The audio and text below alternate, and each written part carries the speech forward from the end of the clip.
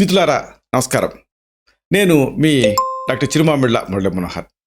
ఈ వీడియోలో మనం తెలుసుకోబోయేది ఎంతో ముఖ్యమైనటువంటి విషయం. ఎంతోమంది ఇబ్బంది పెడుతున్న సమస్య విటమిన్ బి12 లోపం. దీనికి కేవలం 40 రోజులలో అద్భుతమైన పరిష్కారాన్ని మనం చెప్పుకోబోతున్నాం. ఈ వీడియోని మొదటి నుంచి చివరి దాకా చూస్తే మీరు ఎంతో ఇబ్బంది పెట్టేటువంటి ఈ సమస్య నుంచి తేలిగ్గా బయటపడేటువంటి మార్గాల్ని తెలుసుకోగలుగుతారు. ఇక్కడ ముఖ్యమైన విషయం ఏంటంటే చాలామందికి బి12 గురించి ఈ మధ్య తెలిసింది. అయితే అసలు ఎగ్జాక్ట్గా ఈ విటమిన్ బి12 అంటే ఏమిటి అనేది తెలుసుకోవాలి. చూడండి, విటమిన్ బి12ని ఒక కారు బ్యాటరీ తోటి మనం పోల్చవచ్చు. ఈ బ్యాటరీ లేకుండా కారు అంతా బాగానే ఉంటుంది, కానీ బ్యాటరీ లేదనుకోండి చాలా ఇబ్బంది కదా. అట్లా కారులోని విధులు అనేవి సమర్థవంతంగా పనిచేయవు బ్యాటరీ లేకపోతే.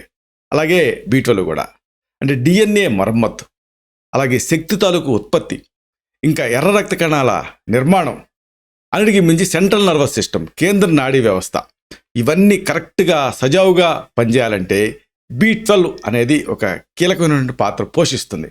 కాబట్టి బి12 ఇంత ముఖ్యం, ఇది సరైన మొత్తంలో ఉండటం కూడా ఇంత అవసరం. మీకు ఒక భయంకరమైన విషయం చెప్పాలి, ఆందోళన కలిగించే విషయం.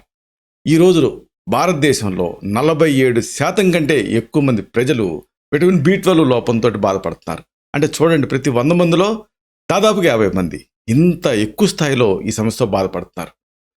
ఇక్కడ ఇంకొక విషయం చెప్పాలి మీకు. విషాదం ఏమిటంటే ఆశ్చర్యకరంగా చాలామందికి తమకి లోపం ఉంది అన్న సంగతి కూడా తెలియటం లేదు. ఇది ఇంకా ట్రాజడీ. అలా నాన్ స్పెసిఫిక్ సమస్యలతో బాధపడుతూ ఉంటారు.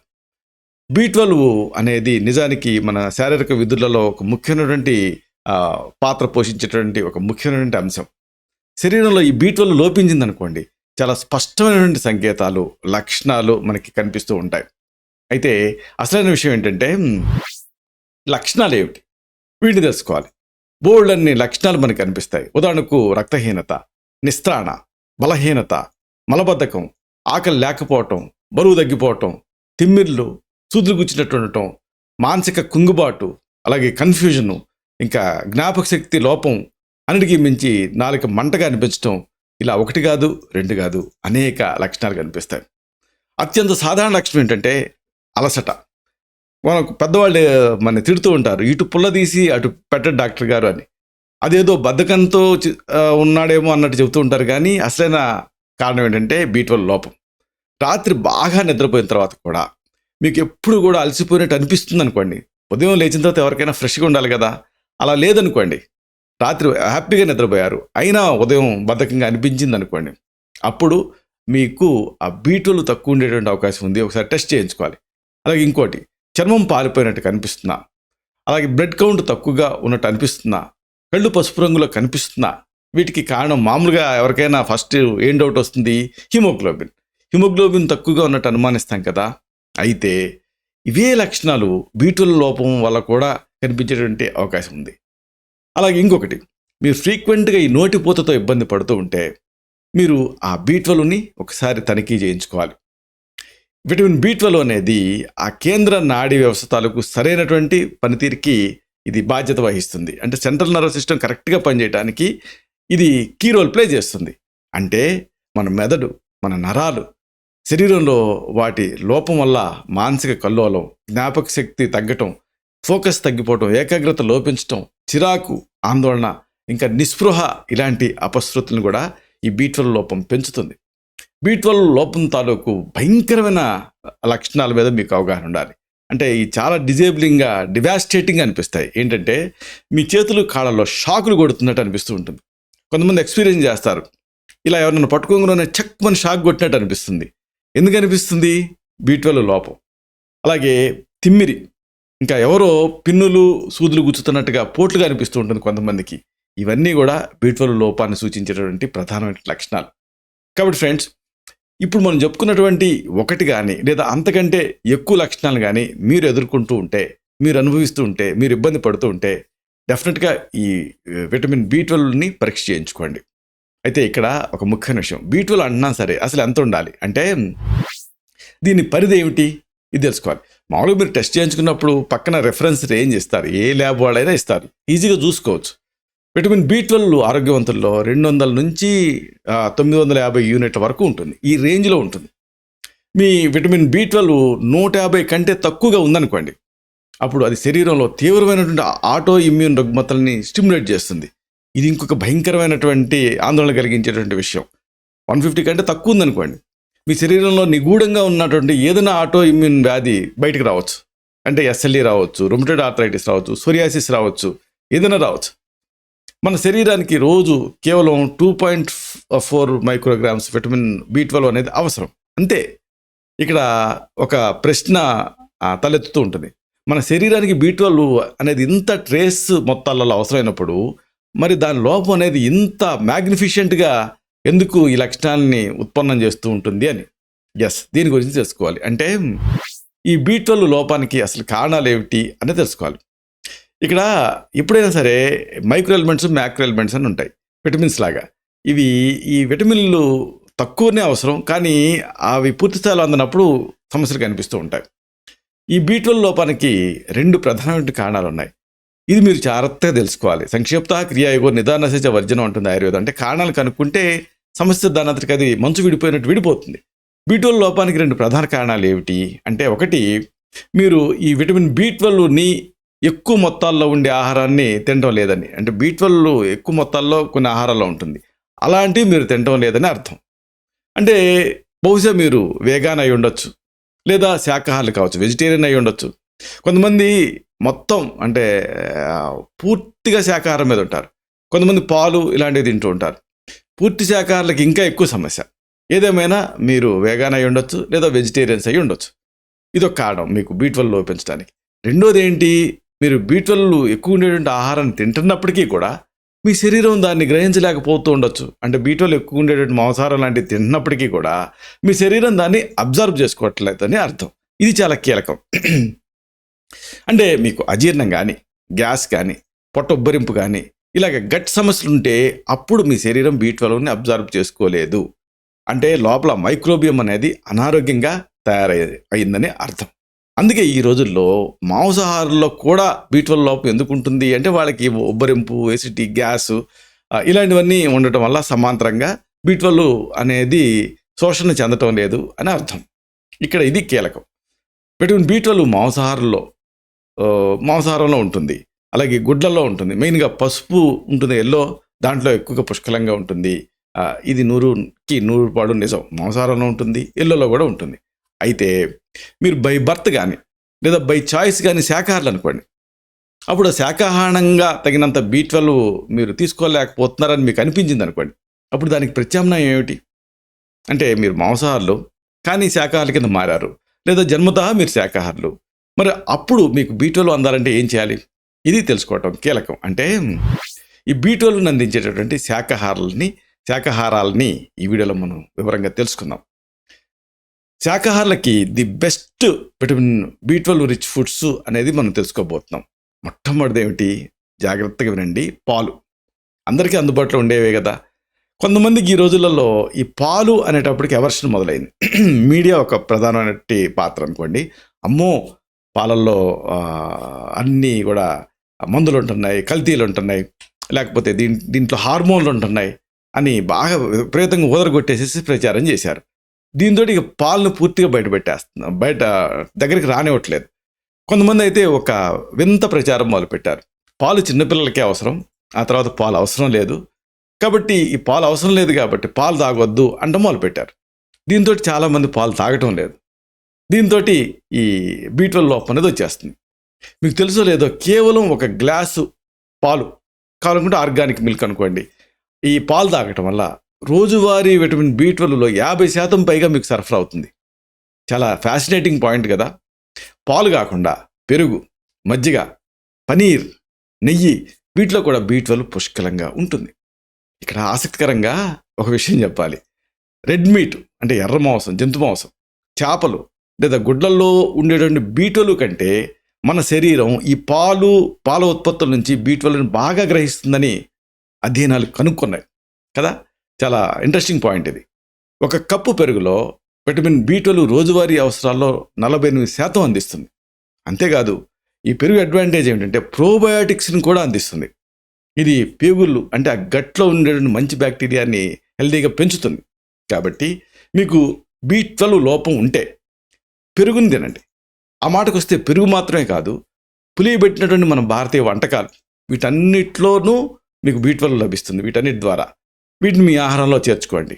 అంటే ఇడ్లీ పులియబెట్టి చేస్తాం, దోశ పులియబెట్టి చేస్తాం, అలాగే రాత్రిపూట తోడేసినటువంటి అన్నం పులియబెట్టి చేస్తాం, కిచిడి అంతే, యాపిల్ సైడర్ వెనిగర్ ఇది పుల్లటి పదార్థం పులియబెట్టి చేసేది. ఇలాగా ఇవన్నీ పులియబెట్టి చేసిన ప్రతి దాంట్లోనూ B12 మీకు అందుతుంది. ఇదే కాదండి, శనగలు, బచ్చల కూర, బీట్రూట్, క్యారెట్స్, ఇంకా ఆసక్తికరంగా మామిడి టంకు లోపల ఉండేటువంటి జీడి, ఉసిరికాయలు, వీటిలలో విటమిన్ B12 అనేది ఎక్కువ మొత్తంలో ఉంటుంది, అందుతుంది. ఇప్పుడు మనం చెప్పుకున్నటువంటి ఈ ఆహారాలు మీ రోజువారీ B12 అవసరాన్ని తీర్చడానికి నిస్సందేహంగా సహాయపడతాయి. అయితే మీరు అవసరమైన మొత్తం B12ని ఇలాగా ఇంత మొత్తాలలో ఫుడ్ ద్వారా అని కాకుండా సహజంగా పొందాలంటే ఏం చేయాలి? కొంతమంది అడుగుతూ ఉంటారు. అంటే సహజమైనటువంటి B12ని అందించేటువంటి సప్లిమెంట్లు ఏమిటి? ఇది చాలామంది అడుగుతున్న ప్రశ్న. దీని గురించి మనం తెలుసుకుందాం. B12ని పెంచుకోవడానికి మనం 4 సహజమైనటువంటి B12ని సప్లిమెంట్స్ రూపంలో తీసుకోవచ్చు. వీటి గురించి తెలుసుకుందాం. మొదటిది ఏంటంటే మొక్కల ఆధారిత విటమిన్ B12 క్యాప్సూల్స్. వినటానికి ఆశ్చర్యంగా ఉండొచ్చు మీకు. మన భారతీయ మార్కెట్ని మీరు శోధిస్తే సింథటిక్ B12 సప్లిమెంట్స్ తోటి నిండి ఉంటుంది మార్కెట్ అంతా. అయితే చాలా కంపెనీలు ఉన్నాయి, కానీ కొన్ని రిలయబుల్ కంపెనీలు ఏంటంటే ట్రూ హిమాలయాస్, అలాగే హిమాలయన్ ఆర్గానిక్స్ అనే 2 బ్రాండ్లు 100% ఈ సహజ మొక్కల ఆధారిత B12 క్యాప్సూల్స్ని తయారు చేస్తున్నాయి. మీకు ఇంట్రెస్ట్ ఉంటే కింద లింక్ ఇస్తాను, మీరు ఆ లింక్ని బట్టి ట్రై చేయొచ్చు. విటమిన్ B12 తాలూకు రోజువారీ అవసరాన్ని దృష్టిలో ఉంచుకొని వీటిని ఎంపిక చేసినటువంటి మూలికలు, ఆహారాల కలయికను ఉపయోగించి తయారు చేస్తున్నారు. విటమిన్ B12 అనేది ఇక్కడ ముఖ్యంగా గుర్తుంచుకోవాల్సిందంటే యాక్చువల్గా విటమిన్లు ఫ్యాట్ సాల్యుబుల్, వాటర్ సాల్యుబుల్ అని ఉంటాయి. విటమిన్ B12 నీటిలో కరిగే విటమిన్. కాబట్టి ఇది సరిగ్గా అబ్జర్వ్ కావాలంటే, మంచి శోషణ చెందాలంటే దీన్ని నీళ్లతోటి తీసుకోవాలి ఎప్పుడు కూడా. భోజనం తర్వాత ఈ క్యాప్సూల్స్ని వాడుకోవాలి. ప్రధానంగా ఆహారం తర్వాత అంటే అల్పాహారం తర్వాత కానీ భోజనం తర్వాత కానీ ఈ క్యాప్సూల్స్ని తీసుకుంటే ఈ క్యాప్సూల్స్లో ఉండే B12 బాగా అందుతుంది. ఇక 4 రకాలు అనుకున్నాం కదా సప్లిమెంట్స్. ఇది రెడీమేడ్గా మీరు కొనుక్కునేటువంటి క్యాప్సూల్స్. రెండోది ఏంటి? గోధుమ గడ్డి రసం. గోధుమ గడ్డి రసం, వీట్ గ్రాస్ జ్యూస్. ఒక సింపుల్ టెక్నిక్ ఏంటంటే 7 కుండీలు తీసుకోండి. మొదటి కుండీలో మొదటి రోజు గోధుమలు వేయండి, రెండో కుండీలో రెండో రోజు వేయండి. అలా 7 రోజులు వేసుకుంటూ పోండి. 8వ రోజుకి మొదటి కుండీలో గడ్డి పెరుగుతుంది. దాన్ని కట్ చేసి గ్రైండర్లో వేసి, ఆ పై భాగం మాత్రమే, రూట్స్ వద్దు, ఆ గ్రైండర్లో వేసి గుజ్జుగా చేసి పిండితే గోధుమ గడ్డి రసం సిద్ధం అవుతుంది. తాగేసి మొదటి రోజు పీకారు కదా గడ్డిని అంతా చెరిగేసేసి మళ్ళీ ఒక గుప్పెడేయండి. మళ్ళీ నెక్స్ట్ 8వ రోజుకి మొదటి దాంట్లో మళ్ళీ గడ్డి తయారవుతుంది. ఇది ఒక పద్ధతి. ఇలాగా మీరు చేయొచ్చు. గోధుమ గడ్డి రసం అనేది సూపర్ ఫుడ్ అని చెప్పొచ్చు. అంతేకాదు విటమిన్ B12 తాలూకు అద్భుతమైనటువంటి మూలం ఇది. గోధుమ గడ్డి రసంలో బి విటమిన్లు అన్నీ కూడా ఎక్కువ మొత్తంలో అధిక సాంద్రతలో ఉన్నట్టుగా అధ్యయనాలు నిర్ధారించాయి. ఒక గ్లాసులో 30 మిల్లీలీటర్ల గోధుమ గడ్డి రసాన్ని తీసుకోండి, అంటే 2 టేబుల్ స్పూన్లు. సమాన మొత్తంలో నీళ్లు కలపండి. దీన్ని అల్పాహారానికి 30 నిమిషాల ముందు తాగండి. అబ్జార్ప్షన్ బాగుంటుంది. 40 రోజులలో, కేవలం మండలం రోజులలో మీ B12 అలాగా క్రమక్రమంగా అమాంతం షూట్ అవుతుంది. అంతేకాదు మీ చర్మం మంచి మెరుపుతో కనిపిస్తుంది. దీన్ని మీరు కావాలనుకుంటే ఈ గోధుమ గడ్డిని క్యాప్సూల్ రూపంలో దొరుకుతుంది. ఏదైనా ఒక ప్రసిద్ధ బ్రాండ్ నుంచి మీరు ఖరీదు చేయొచ్చు. దీనికి ఒక లింక్ కూడా ఇస్తాను. ఇక మూడోది మునగాకు పొడి. Moringa powder. ఇది కూడా మీకు వినడానికి ఆశ్చర్యంగా ఉండొచ్చు. మన తెలుగు వాళ్ళు మునగకాయని సాంబార్లో వాడుతూ ఉంటారు. కొంతమంది మునగకాయ కోడిగుడ్డు కాంబినేషన్లో చేసుకుంటూ ఉంటారు, చాలా ఇష్టంగా తింటారు. అయితే మునగ ఆకులు మన వాళ్ళు అంతగా వాడరు. కానీ మునగాకుల్లో అనేక ప్రోటీన్లు ఇలాంటి వాటితో పాటుగా విటమిన్ B12 అనేది పుష్కలంగా ఉంటుంది. ఇది మన పూర్వీకులకి తెలుసు. నేడు ఇది అధ్యయనాల ద్వారా రుజువైంది. మనం ఒకవేళ పల్లెటూళ్ళ వాళ్ళకైతే వద్దంటే మునగ చెట్లు కనిపిస్తూ ఉంటాయి బ్యాక్ యార్డ్స్లో. అయితే మీరు పట్టణాల్లో ఉంటూ లేదా పల్లెటూళ్ళలో కూడా ఈ మధ్య ఇలాంటి కనుమరుగు అయిపోతూ ఉన్నాయి. మునగ చెట్టు కోసం చుట్టూ తిరగాల్సినటువంటి అవసరం లేదు. మొరింగా పౌడర్ అన్న పేరుతోటి ఈ మునగ ఆకుల పొడి ఆన్లైన్లో సులభంగా దొరుకుతుంది.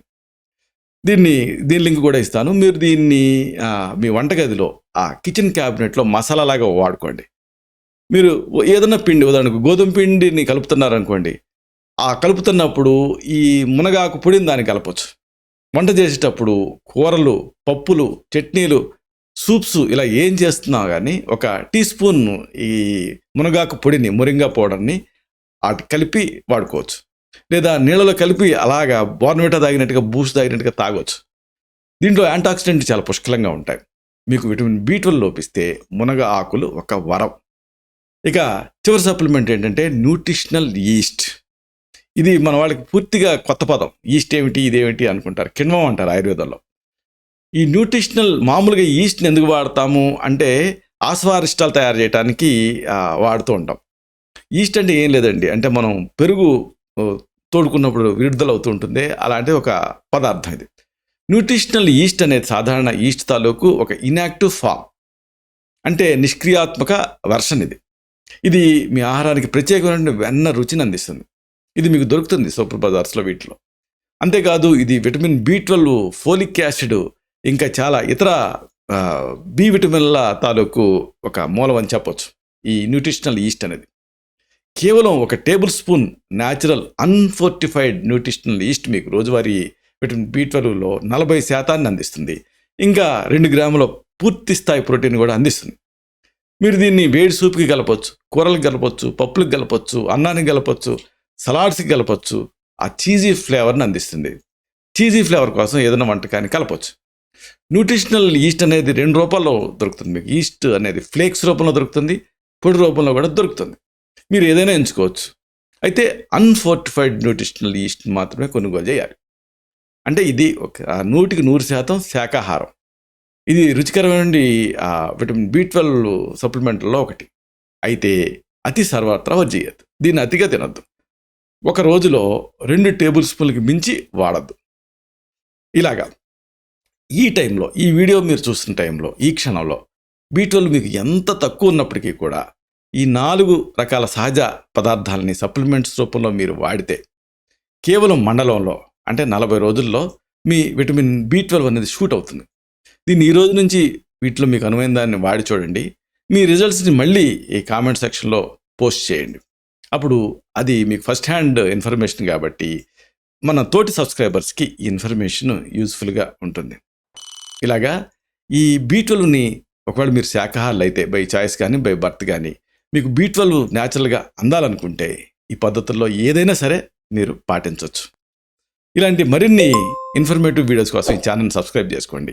అలాగే ఈ వీడియోలు అప్లోడ్ అవడంతోనే ఆ విషయం మీకు తెలియడం కోసం బెల్ బటన్ని క్లిక్ చేయండి. అన్నిటికంటే ముఖ్యంగా ఇలాంటి అద్భుతమైన చక్కని విషయాలు 10 మందికి ఉపయోగపడటం కోసం ఈ వీడియో తలకి లింక్ని మీ సర్కిల్స్తో షేర్ చేసుకోండి. శతం జీవ శరదో వర్ధమానః, శతం హేమంతాన్ శతం వసంతాన్. 100 శరత్తులు, 100 హేమంతాలు, 100 వసంతాలు వర్ధిల్లుతూ జీవించండి. Stay healthy, stay happy, be positive, keep smiling, stay safe. Love you all. శుభం.